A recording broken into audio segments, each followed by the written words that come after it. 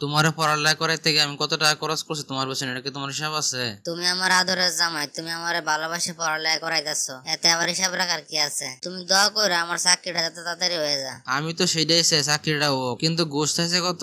স্যারে বলছে আমার জন্য 8 লাখ টাকা, অন্য মানুষের থেকে নাকি আরো বেশি নেয়। সবার থেকে বেশি নেতা তোমার কাছ থেকে কম কে?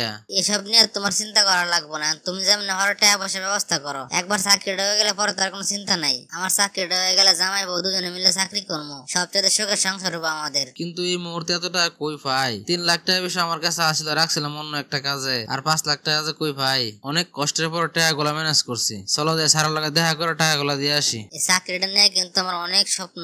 আমিও চাই তোমার আশা পূর্ণ হোক। টাকা পয়সা যা লাগে তা তো আমি দিতে আছি। স্যার কিছু টাকা পয়সা দিলাম, আপনার সাফান খায়েন আর দেখেন একটু। ঠিক আছে, আপনার বউর চাকরি কনফার্ম। আগামী 1 তারিখ থেকে আপনি ডিউটি করবেন। আজকের পর থেকে আমাদের আর কোনো টেনশন নাই, দুজনে মিলে চাকরি করবো আর রাধার হালে চলবো। তোমারে কিন্তু আমি একটা কথা বলে দিতেছি আগেই, ছেলে কলিকে লয় কিন্তু মিশা যাইব না, আর স্যারের এর লগে অতিরিক্ত পরিমাণ ঘেঁষাঘেঁষি করা যাবে না, কথা বলা যাবে না। কথাটা যে মনে থাকে। তুমি কি আমারে বিশ্বাস করো না? তোমার প্রতি আমার সেই বিশ্বাসটা আছে।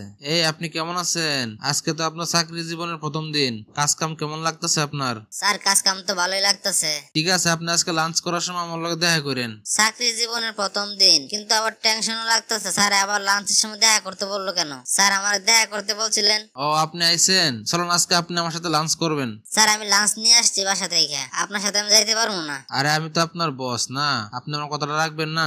আচ্ছা ঠিক আছে স্যার, চলেন তাহলে। কি ব্যাপার, এখন তো লাঞ্চের সময়, অত ফোন ধরার কথা, ফোন ধরো না কে? স্যার আমি কাজটা মনে ঠিক করে নাই, ফোনটা অফ করে রাখছি। আমার জামাই তো মনে ফোন দিতেছে। লাঞ্চে তোমার ফোন দিছিলাম, ফোন বন্ধ।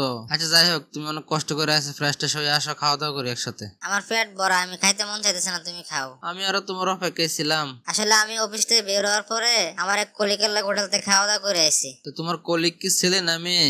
আমি তোমার এত কিছুর উত্তর দিতে ইচ্ছুক না এখন। বাহ ভালোই তো, একদিনে কথার সুর পরিবর্তন হয়ে গেল।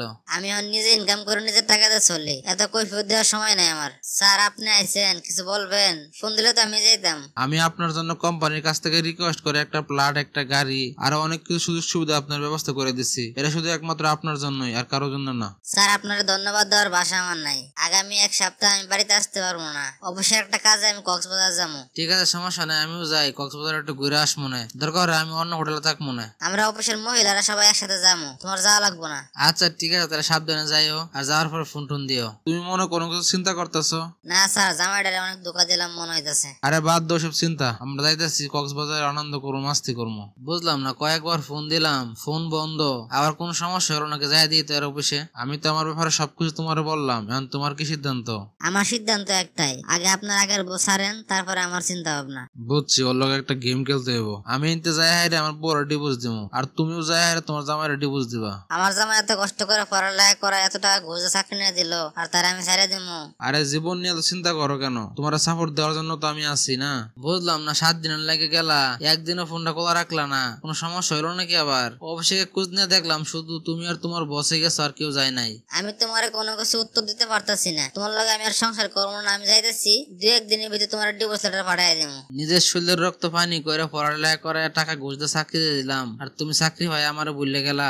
আমি তোমার থেকে ভালো একজনের পাইছি, তারা নিয়ে আমি বাঁচতে চাই। ঠিক আছে, ভালো থাকো, আর দেখা হবে না তোমার সাথে। এটাই মনে হয় দুনিয়ার নিয়ম, বিশ্বাস করে ভালোবাসলে সারা জীবন কষ্টই পেতে হয়।